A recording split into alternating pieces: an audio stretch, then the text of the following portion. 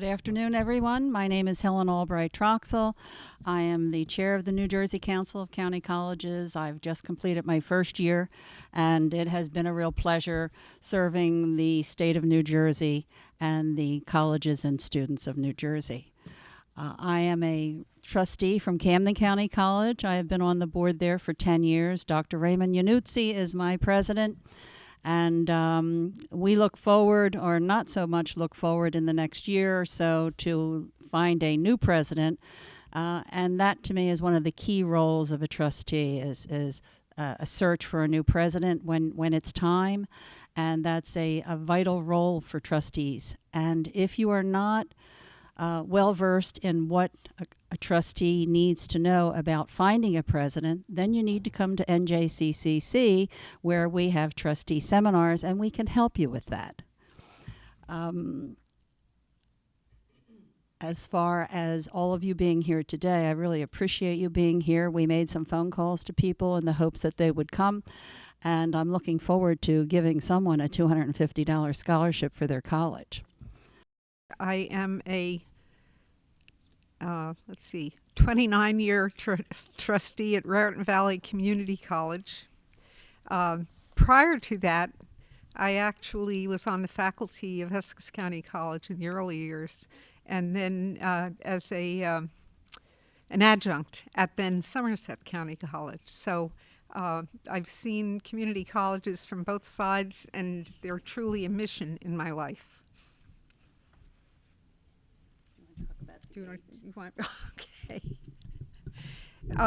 Marsha provided us, after speaking with the speakers, a list of 8 key principles for community college trustees. And when you read through the list, they're just basic. They become ingrained, or should become ingrained, in every trustee. And as Helen said, the most important job is hiring a new president, whether you're happy about the prospect or not. But along with that goes support for the president once the president is in place. And that means to support the president in public. If there are disagreements, handle them within the board and with the president privately. But when the consensus is done, and the president, who's in charge of the institution, moves forward, the board should be behind the president 100%. Community college boards are unlike four-year schools and private schools, where boards of trustees may only meet quarterly. You all know that we meet once a month. And our job literally is to represent all of the taxpayers in our area, and to work for the very best for the students at our community college. It's very important. We support the president. We advocate for the college and its budget, and that some years can mean monthly meetings with freeholders who are responsible ultimately, or who have the final say on approvals for the county portion of the college's budget. And sometimes you'll get a freeholder board that wants much more input. Other times they'll be more likely to say, you did a good job. This is what we like to hear. You did a good job, so keep going, and we'll see you at the Board of School Estimate meeting. But the Board of School Estimate meeting is like the tip of an iceberg. And beneath it all is the continual attention to the budget by the board and by the administration of the college. Number 3 says that community college boards of trustees must manage themselves and ensure that members are fulfilling their roles and participating in an appropriate manner. And the very first thing is that community college trustees should get to all their committee meetings and all their board meetings unless there's some emergency. Again, because we meet every month, it may be more difficult for some of us than for trustees at say, a Drew or Fairleigh Dickinson or whatever. But we accepted the responsibility when we accepted the appointment, and this is a big part of our responsibility. The Board of Trustees governs the college through board policies, while the president and his administrative staff are responsible for the operations of the college.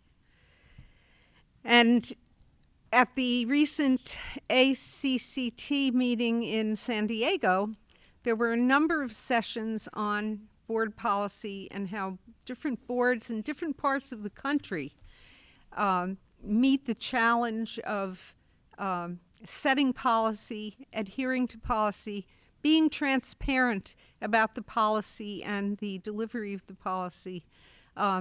Hugely important for trustees. And if trustees don't get to their meetings, they have no input into what the policies will be.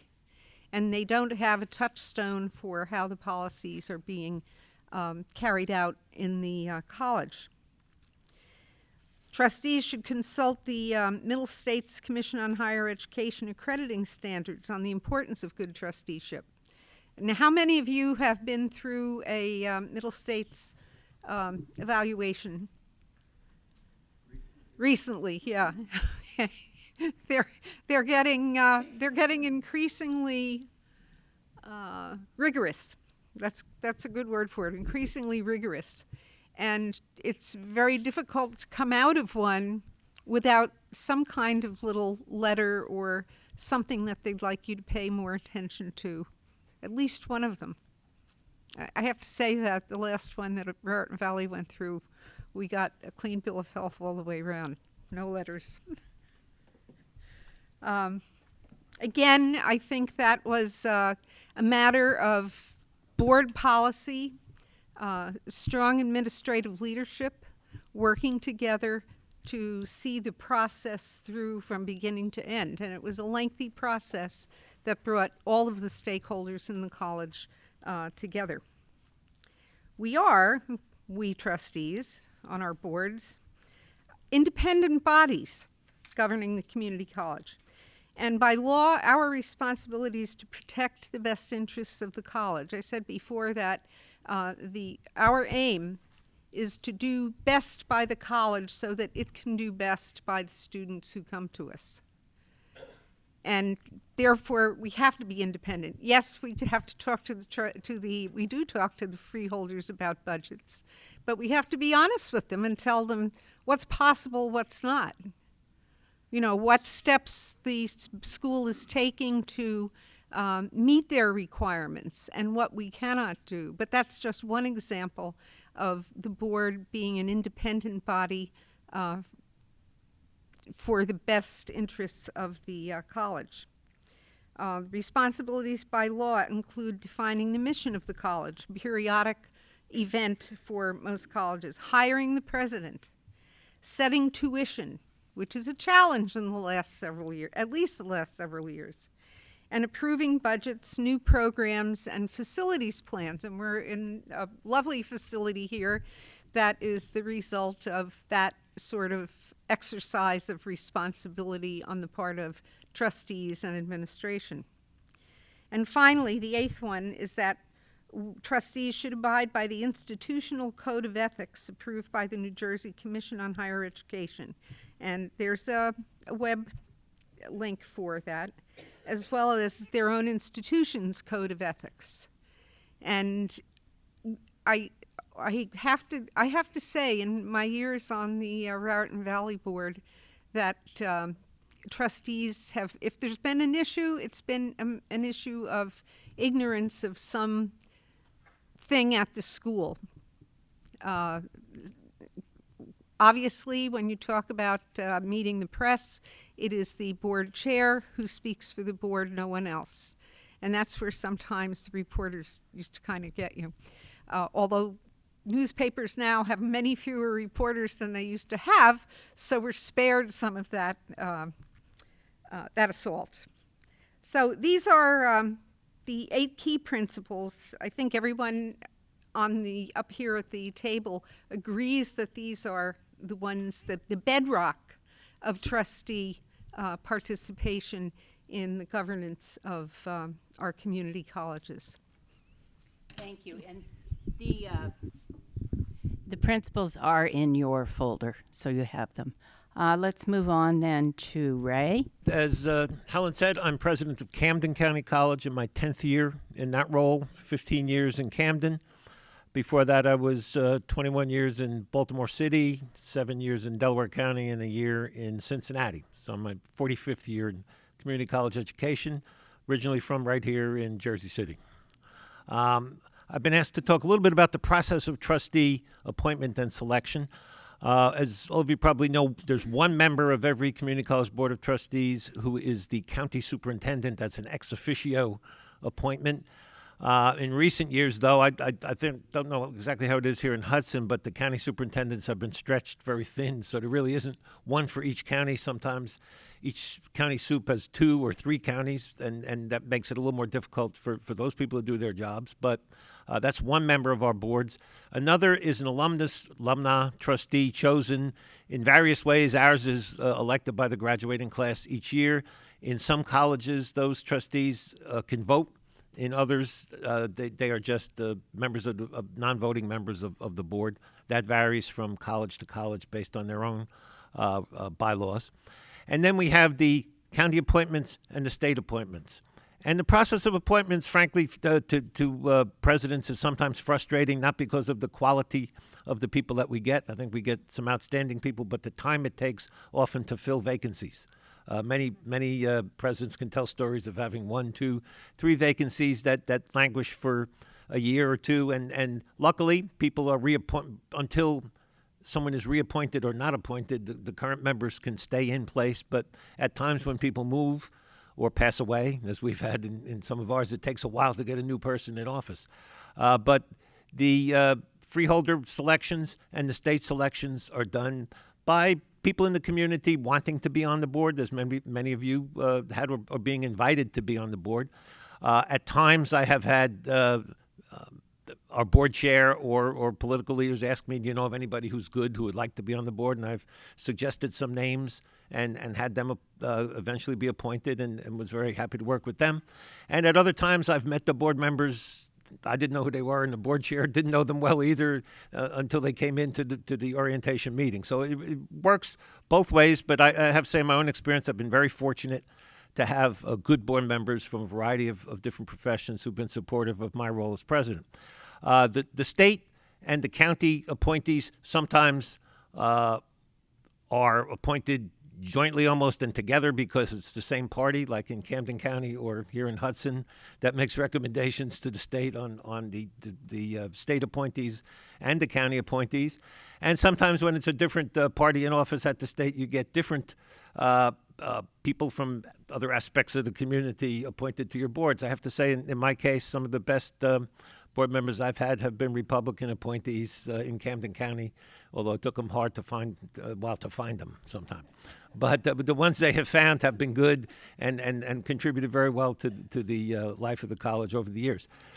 So it's a process that I think is a good one for New Jersey. I have not worked in any states where the community college boards were elected, but I know from talking to colleagues in other states that's a whole different ballgame when people are campaigning and it's an elected office. I think we're fortunate in New Jersey to have appointed trustees, people who are interested in the work of the college for the work of the college. They're not going to get any money from it, and they're not going to move on to higher office from it or anything like that. So they truly are people who are concerned about what goes on at the college and want to support it in their way. So I think the process is good. I just wish sometimes it were more timely, especially at the state level where the community college boards sometimes have less prestige or priority than some of the other boards that are paid or that work on things that people are much more interested in general than community colleges. Not the potential trustees lack interest, but the people doing the appointments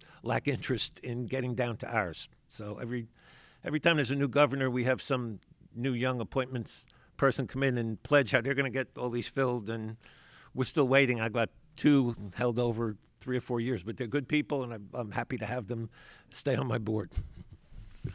What I'm going to tell you is going to shock you because I'm so youthful looking, but I've been president here.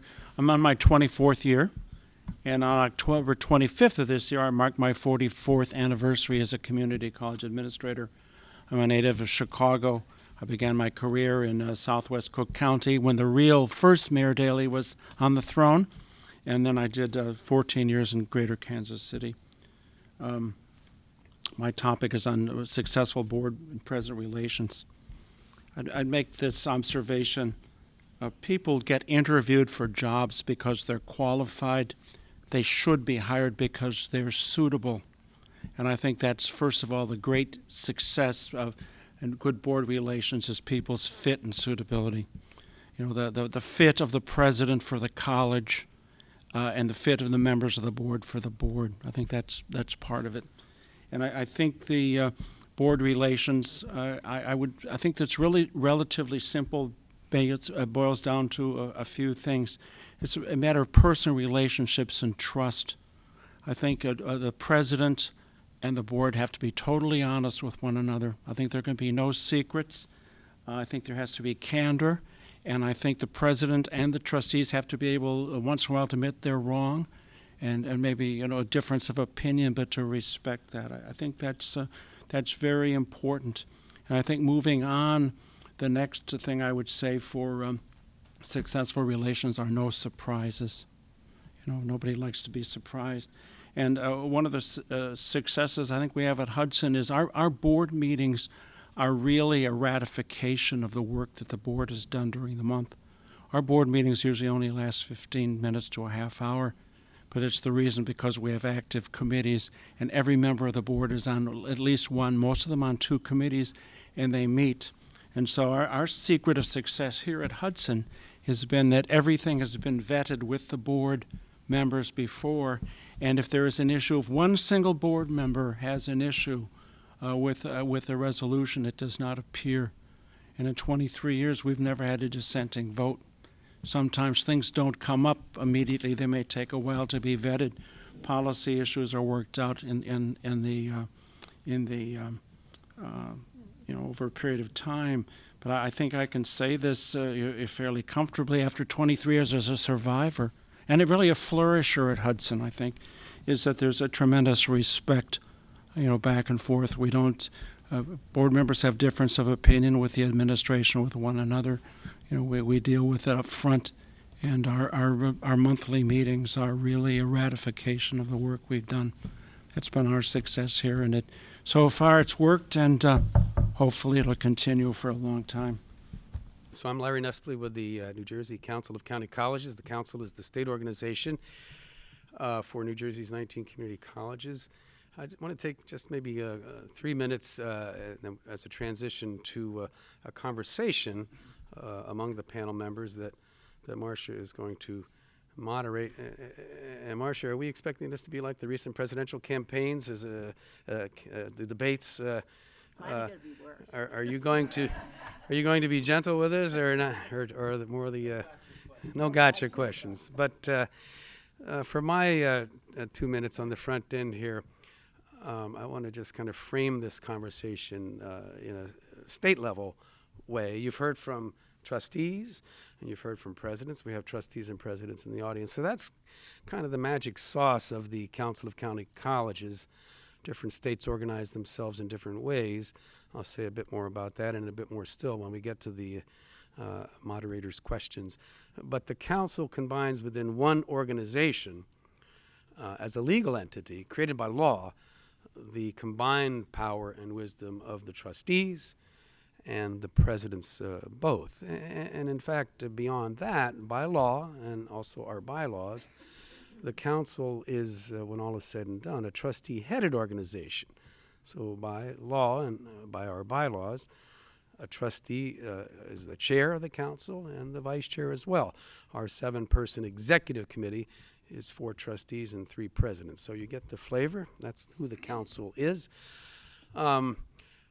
If I could encourage the trustees especially to remember one phrase, 2 words to the phrase. It's coined by one of our presidents years ago, but it still pertains today. A noun and an adjective, coordinated autonomy. Let me just tease that apart a little bit and then say more during the Q&A. You, the trustees, hire presidents. That's the autonomy part. And that's a really good thing for community colleges if you think about it. Community colleges. We really take that first word seriously. Community colleges, a uniquely American invention. And with local trustees in our state appointed, other states elected, the mission, like a laser beam, is to focus on whose needs? The community's needs. And so to that end, really a good thing if local trustees and presidents have the autonomy to figure out what those are and to get at them quickly.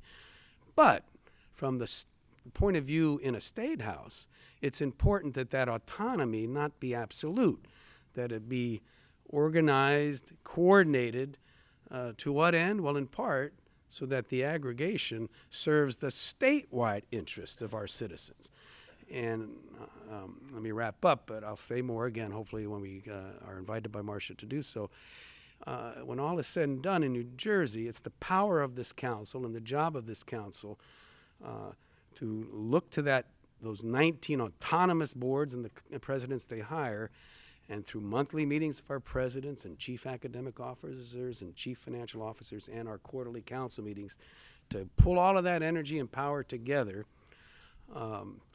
and to reasonably keep the sector moving in the same direction. I liken our monthly presidents meetings, our humble offices in Trenton. We have a table large enough to accommodate about 2022.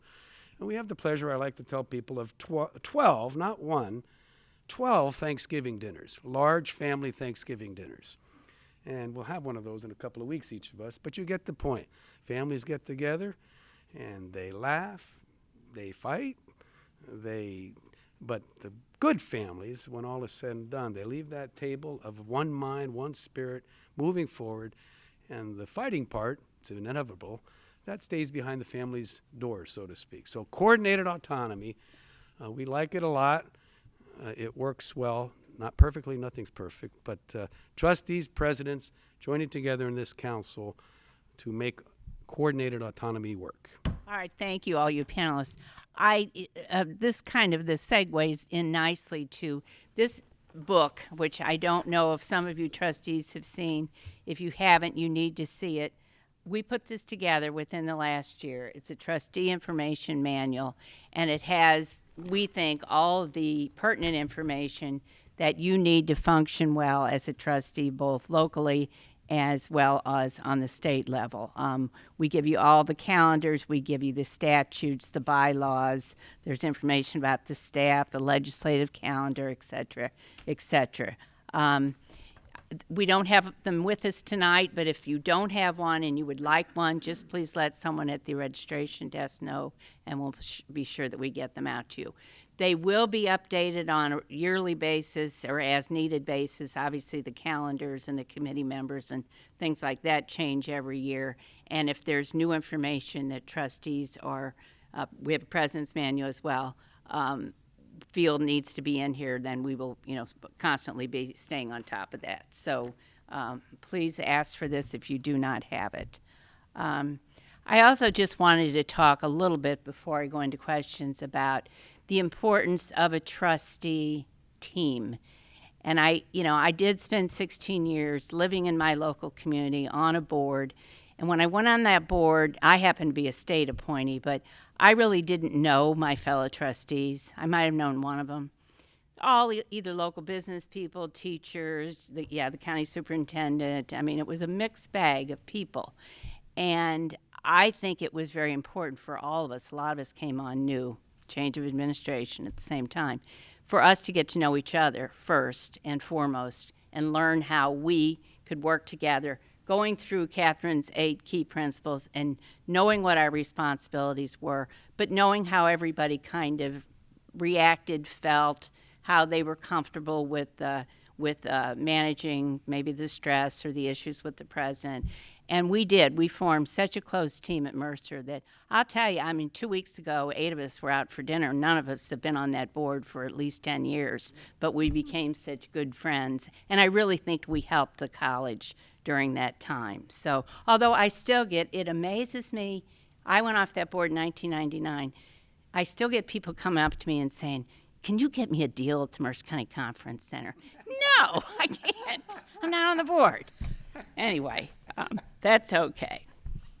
So what I thought I'd do now is just kind of throw out some questions to the different folks. And I think, Larry, I'd like to start again with you because I think we want to explore a little bit more. And I guess my question to you is, getting back to coordinated autonomy, please discuss in more detail the importance of strong local leadership and a strong council because of it. So if you think of this room here and this pathway here as the 50 states, here's the visual image I want to present and leave you with. Let's say on this side, among the 50 states, and all 50 states have community colleges, community college systems, but they all organize themselves in different ways. So let's say on this side of the continuum are those states that have very strong chancellors of community college systems and very strong, they're named different things, state departments of higher ed, boards of regents, you know those phrases. So that's over here. And in those kinds of states, the local boards have little, sometimes not at all, of the autonomy we spoke about. So that's over here, okay?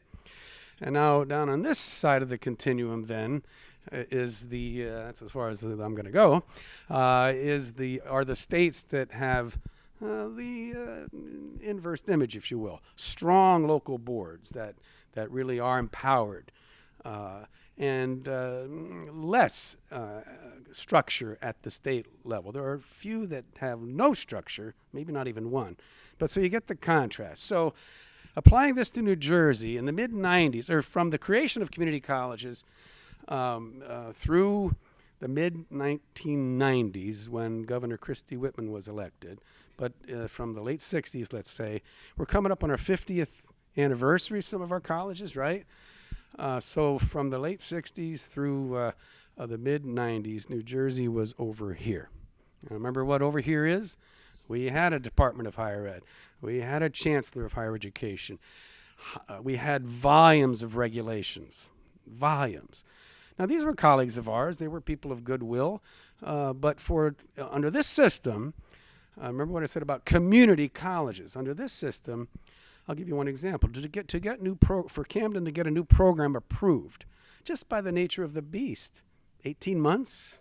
At least 18 months. Well, anonymous person in Trenton. With that in mind, think about it.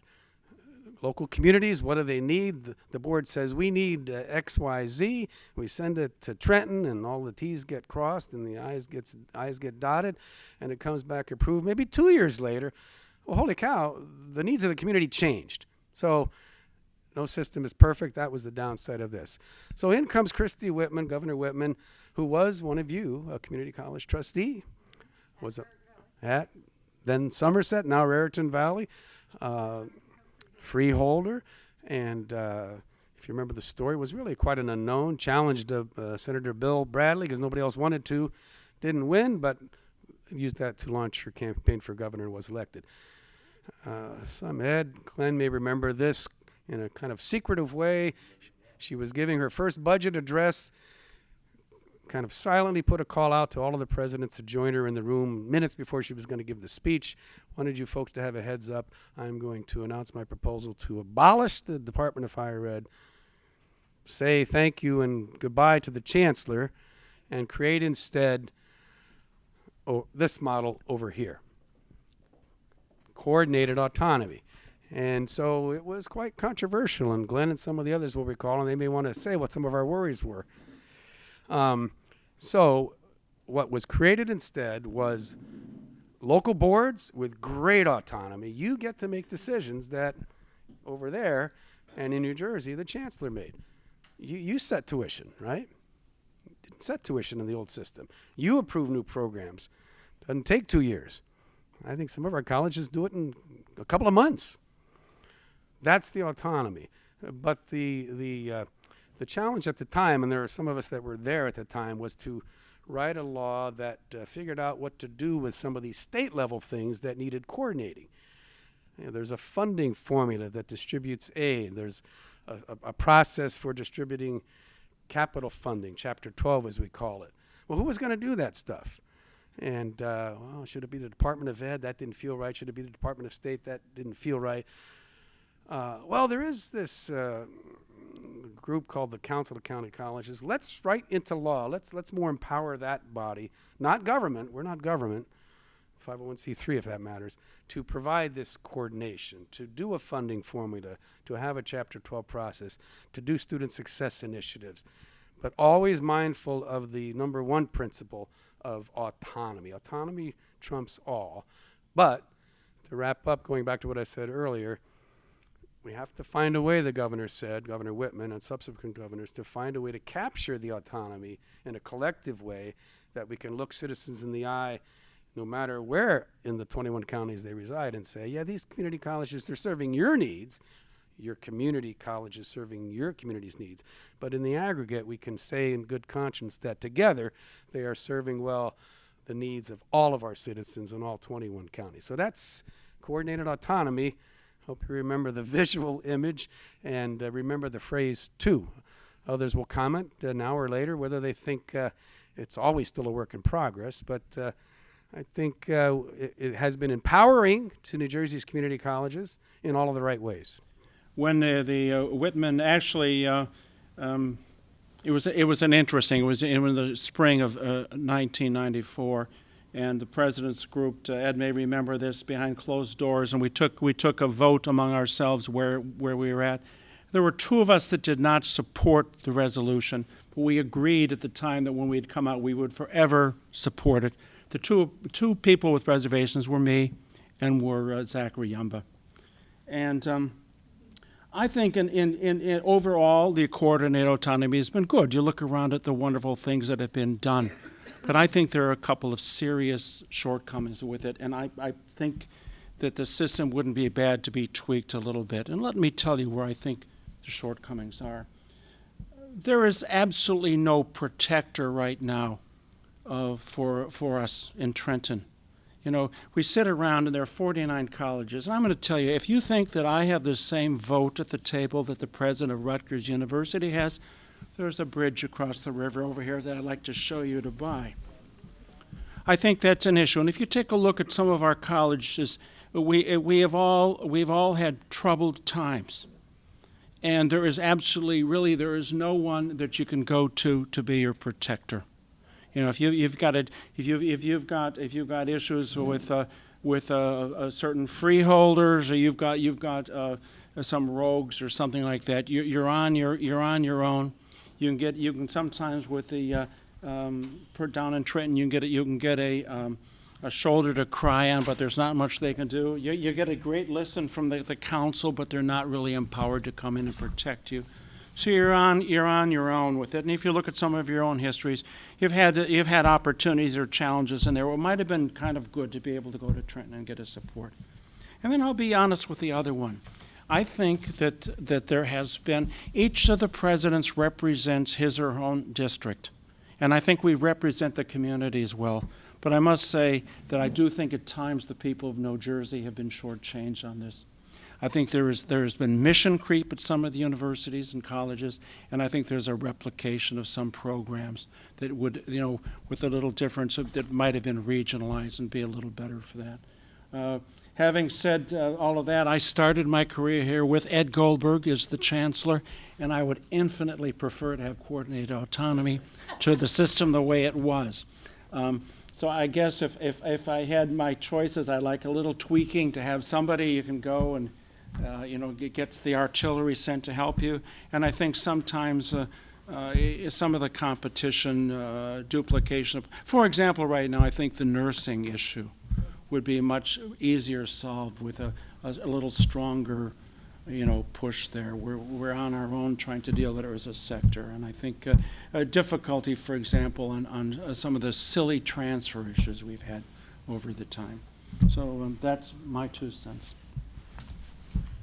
Okay, thank you. Well, kind of on that topic too, Helen. We talked about the strength of the council and how important it is in this coordinated autonomy. As chair of the council, can you sort of share with the trustees the best way for trustees to get involved in the council, and what type of trustees in particular we might be looking for to get into leadership and involvement roles? When I first became a trustee at Camden County College, I didn't really have a clue as to what was required of me, except to attend a meeting and vote on the resolutions. I learned that I needed to read that packet, which is sometimes over 100 pages long with all the addendums to it and the attachments, and I learned that reading that packet was vital. It was vital in the way you voted. It was vital in the future of the college, because there were things at certain points maybe I could not vote on because there was a conflict of interest, because I knew the party. And a lot of trustees would say, well, I know, but it's okay to vote. And I said, you better speak to the attorney. So what I learned was, as a trustee, you need, your best friend would be your attorney, your chairman of the board, and your college president. But before you get to that point, you're new, and you really don't know too much. And I was invited to the NJCCC trustee seminar. And I've been in education since 1968. And I won't even tell you how old I was when I started. I was just a baby. And I went to my first trustee seminar with NJCCC, and I came back smiling because I had gleaned information that I never realized I didn't know. And we're in education for a long time, some maybe not so long, but we think we know a lot. But a lot of things change over the years, and I learned to attend all the trustee seminars. We have 3 a year. In fact, they have become pretty popular, and if there's questions after that seminar, you can call the staff. Larry is available, Linda Lamb and the whole staff. Jake is there, and they will answer your questions. Another important thing that we're doing, because these seminars are very popular and they're very educational. Of course, we're in the business of education, so being educated ourselves as a trustee is very important to our role as a trustee in our local college. But we learned that we're going to create something new this next year, the NJCCC. We're creating a new trustee academy. That's how important we feel that our trustees are in the whole process. And it's going to be a statewide outreach from the council to new trustees, welcoming them to our community colleges. We're going to take some time during this to establish the trustee ambassador conference calls. Each college has an opportunity to have 1 or 2 trustees that would become ambassadors for their college. And they would take phone calls once a month, and they would get vital information as in the political arena, what laws are going to be affecting us, what's happening in the other community colleges. And they report back to their board and talk about what that phone call meant and what was on that phone call. So that information is shared with the rest of the trustees. It's really important, if you care about your college, if you care about the position that you're in, that you educate yourself. And the main way to do it is through the New Jersey Council of County Colleges. You'll get an education of your resolutions with your president and your professional staff that are at the meetings. But when you really want to know truly to be a heartfelt trustee at your college and you want to do your best, you need to really be educated in the laws too, and all the other variables that make you a good trustee. So I highly recommend that you look into our new Trustee Academy next year, and Larry will be sending out some information on that. And if you have any questions about that, refer them to Larry.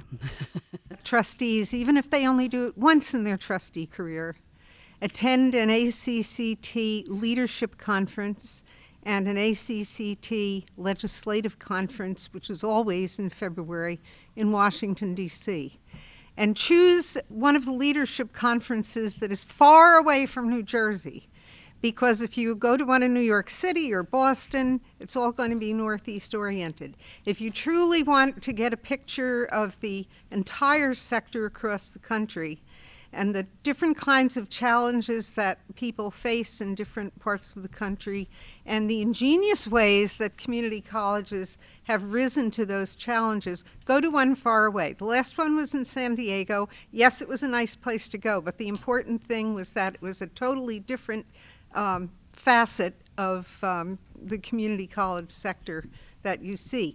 And the legislative conference in February, yes, you can go to your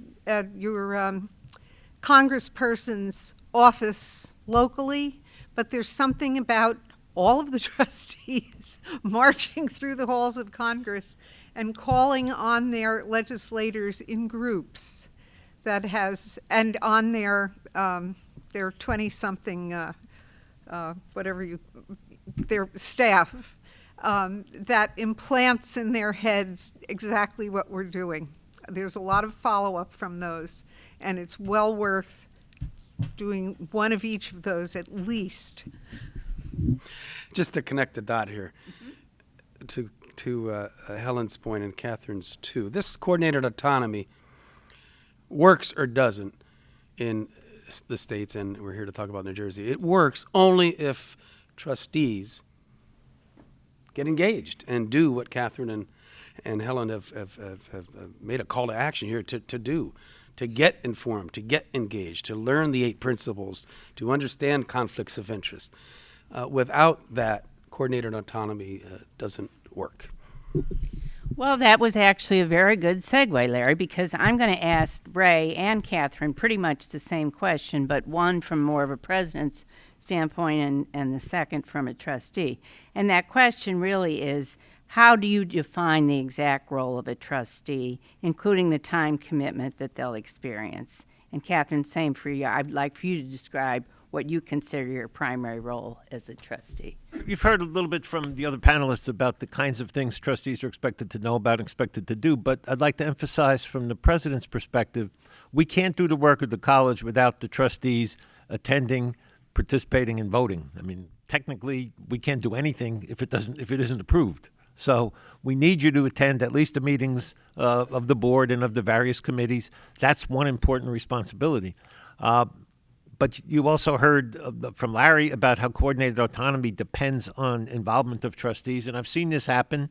And one of the things I've learned in this president's role, which was different than anything I've done in my previous 35 years in community colleges, was how, with trustee support and with the people that you know who helped you get into this job, how we can get legislation done and how we can get things moving in law, in regulation, in Trenton. And it's something that one college by itself probably couldn't do. We need the colleges working together. One example from my own experience is this rule, which has helped. It still needs a way to go before it is fully effective, but the Lampet legislation, if you've ever heard of that, which is the rule that talks about transferring credits from community colleges to state colleges, that students shouldn't lose credit when they move. And that started in the retreat of our Board of Trustees at Camden County College, where one of the trustees said, you need to do something about that. How can we work to get that done? And one of our board members, who was a political supporter of Assemblywoman Lampet, got her interested in the issue, and then we went and spent a lot of time talking to her and to other legislators on the committee, got allies, and board members from different colleges helped support us to get that, and the legislation was passed.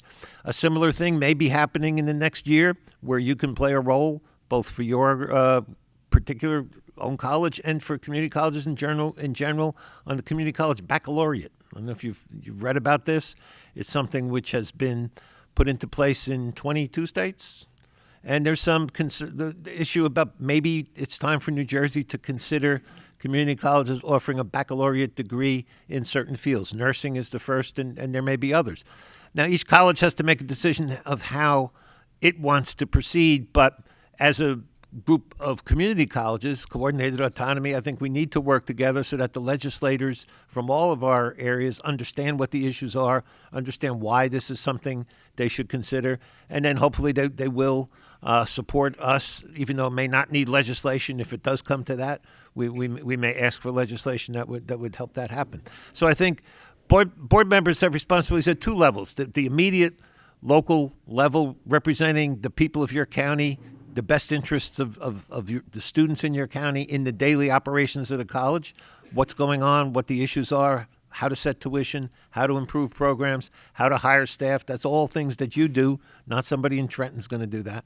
And then at the broader long-term issue of policy, state policy and state regulation, where you have an influence that frankly the colleges themselves staff don't have, because you are representatives of the community, you know the political leaders, and you can talk to them in ways that they may understand.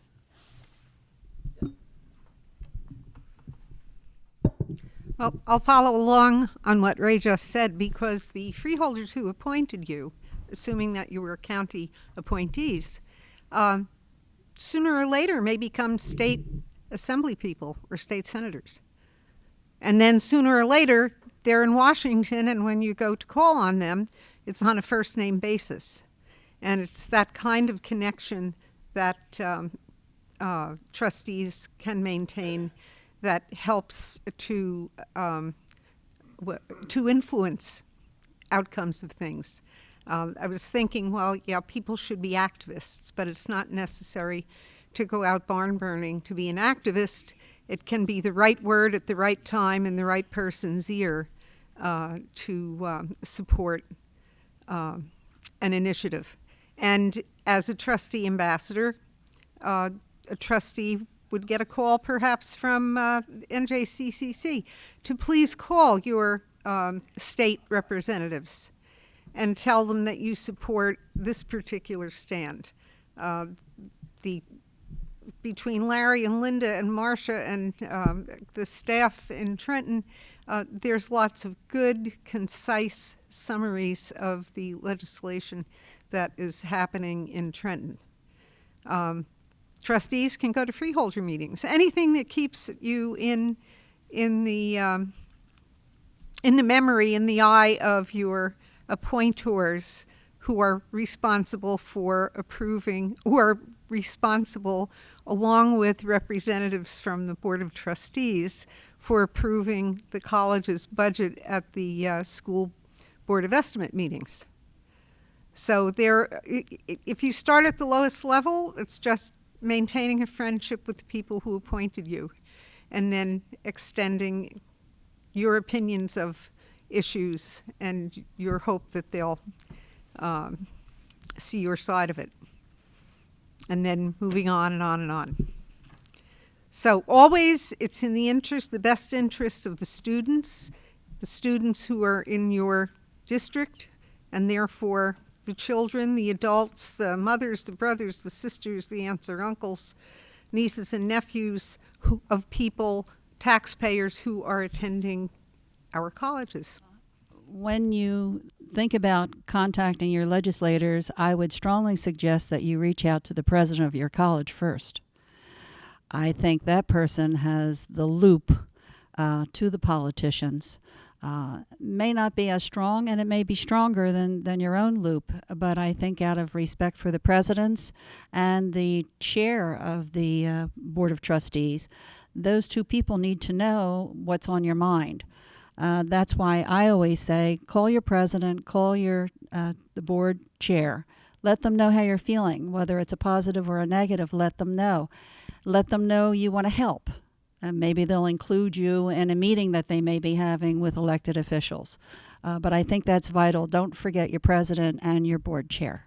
The college is not a county agency. We are not county agencies. And that is something that freeholders forget, and because they do appoint some of you, and also that they do a part of the budget, but as a decreasing part of the budget. So that's always a very, very fragile thing to go on, and sometimes I remember when I came here years ago, one of our trustees, dead now unfortunately, of happy memory, he gave me a piece of advice. He said, never let a politician know you well enough to call you by your first name, because the next thing they'll do is ask you for a favor. And I think that's kind of a thing with the freeholders, that you want to keep a good relationship there, and they did appoint you, but it is we're not county agencies. Can I add to that too? As a former freeholder, I do know that when I attended meetings, I actually never saw the College Board of Trustee members at the meetings, and I was very happy about that. My attitude was when they had a problem, they didn't come to the meeting, they went to their president. And they resolved it between the president and the legislators or the freeholders at private meetings where they would sit and discuss what an issue was. But whenever anybody came to a freeholder meeting, I always thought, okay, this is disgruntlement time. And we don't want, as a former freeholder, we don't want our trustees to be disgruntled. We try and do the best we can with what we have as far as finances is concerned. But as times have proven, it's getting harder and harder for freeholders to give more money to the county colleges. And I'm really glad I'm not a freeholder anymore. Larry asked me for an example why we're not county agencies. Some examples. You own your own buildings. The buildings are not county-owned buildings. You hire the people. You're not county employees. You're on a separate benefits plan. We're under separate purchasing codes. We can affiliate with the county purchasing plan, but that's not it's something totally at our options. Different insurance programs. Trustees or the freeholders do not approve curriculum. They do not, any number of other things, which isn't to say not to keep them in the loop or keep them informed. That's very important and no surprises. But it's a narrow path to walk there. We have separate attorneys, we have separate accountants, separate budgets, and it's very difficult. One of the issues I think you'll constantly run in with are the unfunded mandates. Sometimes the county legislature will pass things that cost money. And, we have an interesting issue right now with Hudson County. We have the prevailing wage ordinances. I'm not against any of it. They have compelled us for various reasons to do it. But the cost of compliance is over $1 million for this institution with no increase in services. Now, one of the things we've done is we've negotiated a sidebar where we get reimbursed for the added cost. But it's a constant thing to do that. And I find as president also, I get on the distribution list for county department heads, but I'm not a county department head. And I would say as trustees, you're not the advisory committee to the public health department. It's something totally different with the school code to conduct that. And having said this, it's much easier for me to talk about it than it is for me to do it as president or for you to keep the separation of as trustees. But it's very, very important because it can be the camel's nose under the tent. Catherine, I would just like to ask you if you could give one piece of advice to a new trustee, what would it be? It would be to be brave. Sorry. It would be to be brave, and that addresses what Helen and what Glenn and even what Ray have been talking about, and that's that we are not a county department. And when I say to know your freeholders and to talk to them, I'm not meaning that you go and complain to them, but just so they know who you are when the when the Board of School estimate comes along. And be brave, because when they try to say, well, we want you to do this, or this will happen, you say, but it makes no sense. This is the mission, and that's what we're working on. And the mission is for the betterment of the county. It's not what you particularly want to do in a particular time and place. If you disagree, for instance, Glenn mentioned his dissatisfactions with the concept of coordinated autonomy. Say your piece.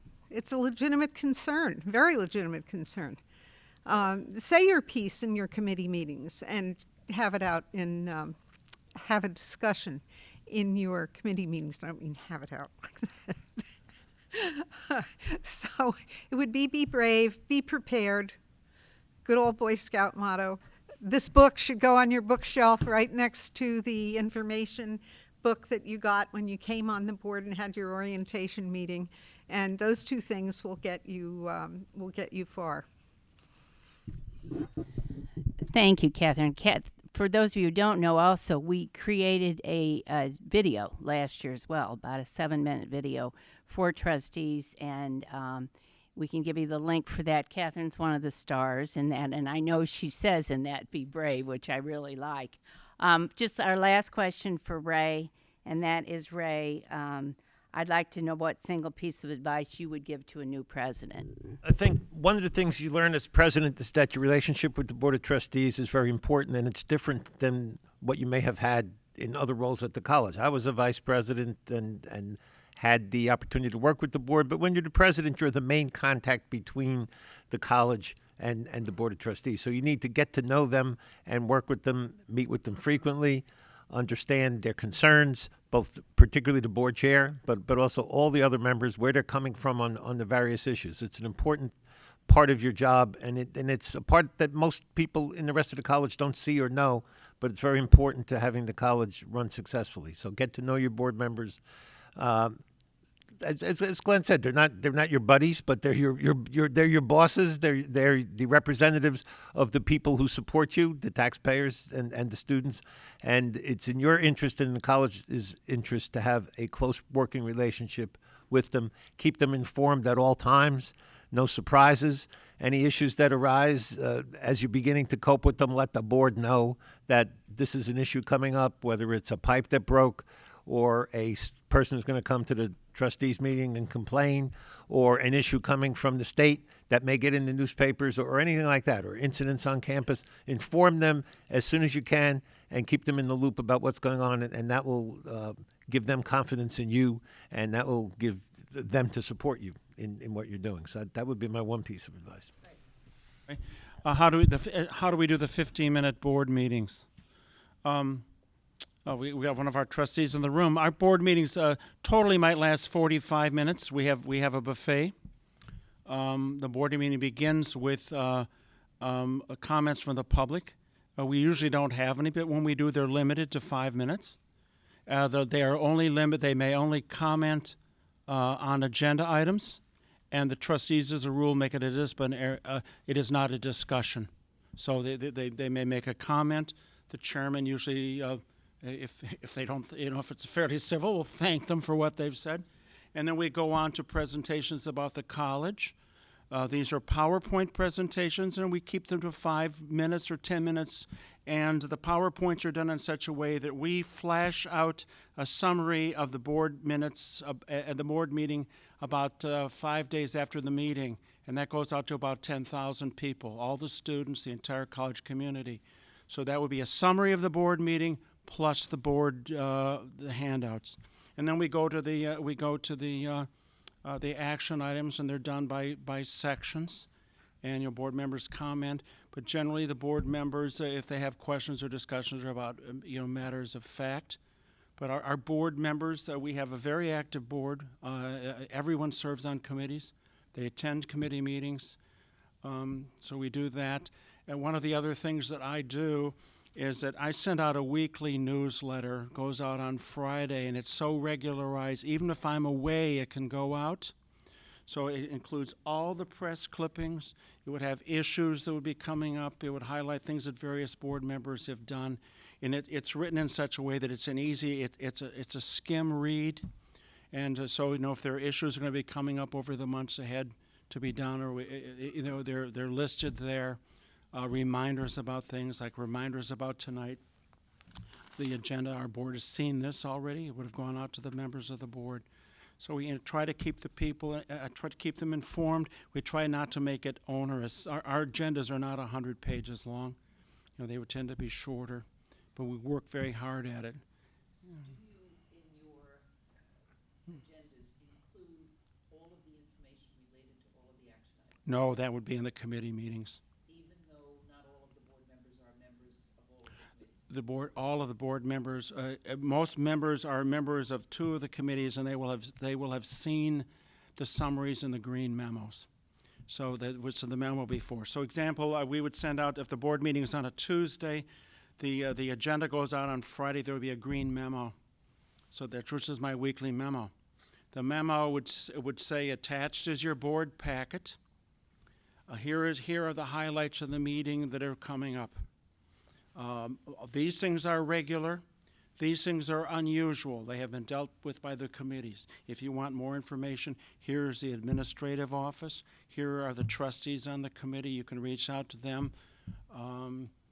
So we would do that, and so there would be that kind of a dialogue. Can you use the board meetings and the action items to educate the public on what it is that the board is doing? No. We would do that with the thing after the board has done it. Some of the issues might come up through the college council or something like that, but that's not the purpose of it, and we really do not encourage or provide a forum for a dialogue there with it. So I mean, the union president can make a presentation, or somebody else, but the information's received. Okay, I'm not talking about a dialogue Yeah, with the public. yeah. What I'm referring to is, as the action items come up, explain what it is. No, that's in the item. The item has a background statement in it. So there's a 2 or 3 paragraphs explaining what it is. And that's read publicly? No. But the agenda, the packet's given to every man, woman, and child in there, and the packet will be available to any member of the public on the Friday before. And there are policy issues coming, and they've been vetted in the college community. So I mean, these aren't a surprise.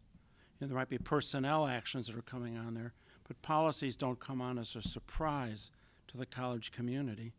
And I would also say in the memo beforehand that comes out on Friday, I will try, I'm not always successful in this, I will try to educate the board, and it might be for weeks ahead of time. These are the flashpoints. You might be having people come to your meeting that these are the issues where they're objecting to them, but we'd certainly hope that would be discussed with the committee beforehand, so there are no surprises in there. So we try to make the board meeting a culmination of decisions, and I might say that's also the approach we have with the Board of School Estimate, that we always negotiate that before the meeting. Our appropriations are never decided at the Board of School Estimate. They're always approved at the Board of School Estimate, which is a little different. So we will have had the dialogues and everything else. We have board retreats annually, just one a year, at which time there's a review of everything that happened in the prior year, a quick review, data, charts, highlights of the previous year. The president makes a report, and some of the other staff make reports. And then there's longer issues going forward that are just discussions, no voting or anything like that, but property, new programs, partnerships, things of that sort. It's not to do any business. It's more to just inform the board members about things that are coming on a long-term basis. So it's both a combination review, also the president's evaluation the board does then. So they're looking backward and looking forward, usually June, the end of the year. And that doesn't include the public? No, if there's a board meeting, sometimes there'll be a retreat and there'll be an official meeting, but it's just no business is conducted.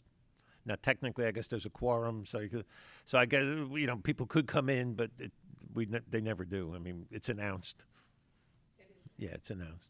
And the press doesn't show? No press. Sometimes people outside the executive staff of the college may come to make a presentation, but no controversy. I mean, the administration of the city of Camden, yeah, we're friendly with them as we are with Gloucester Township. We know the police in both. We need close relationships there to help campus safety, which is the topic later on tonight. But no, but we have close relationships with all of the 3 towns where our main campuses are in.